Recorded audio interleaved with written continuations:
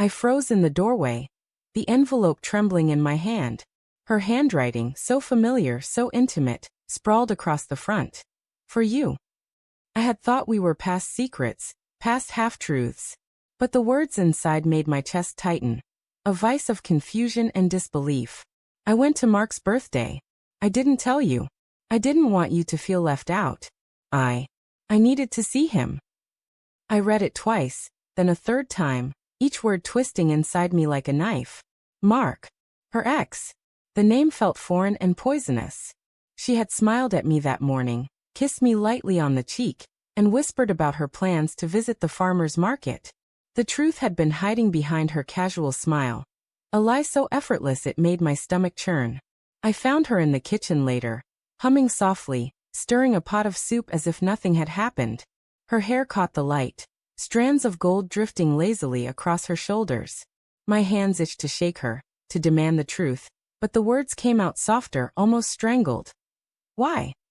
She looked up, startled, her eyes wide. Why what? Why didn't you tell me about Mark's birthday? My voice cracked, the calm I'd tried to maintain evaporating. Oh, it's nothing, she said, and the lie shimmered in her tone. Just a small get-together. You would have been bored. I hated her in that moment. Hated the casual dismissal, the calm in her tone while I unraveled inside. I hated myself for having trusted her so blindly. But beneath the anger, a deeper, quieter ache gnawed at me.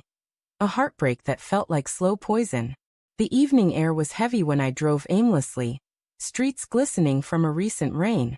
I replayed every moment we'd shared in the past month. The sudden phone call she whispered into, the late nights she claimed were work, the faint perfume that wasn't hers. Red flags I had rationalized away, convinced myself were paranoia. But now, with the letter burning a hole in my coat pocket, denial crumbled like dry soil beneath my hands. By the time I returned, the house was dark except for the soft glow of her reading lamp. She hadn't moved from the kitchen. I didn't mean to hurt you, she said, voice trembling now, her mask cracking. I just needed to know if I still mattered to him. I didn't mean for it to be like this. And there it was, the reason I couldn't simply hate her. She wasn't cruel. She was fragile, scared, human. Her betrayal wasn't a dagger aimed at me. It was a mirror reflecting her own insecurities, her own longing. But understanding didn't ease the betrayal. It didn't erase the cold pit in my stomach, the visions of her laughing with him, the touch I imagined she reserved for someone else. The letter felt heavier now, like a verdict passed silently in the quiet of our shared home. I stood there, a storm of emotions, love, fury, grief, longing colliding inside me. She reached out, voice barely above a whisper.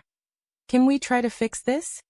I wanted to reach for her, to forgive, to erase the memory of her absence at that party. But my hands stayed at my sides. The room felt smaller now, shadows stretching like dark fingers across the walls. Sometimes love leaves scars not because it's cruel, but because it's human, and fragile hearts make terrible decisions. I folded the letter carefully, placing it back on the counter. We'll see, I said softly, my voice a mixture of resignation and hope. The night outside was silent, except for the faint drizzle, whispering like the echo of trust lost, and perhaps one day rebuilt.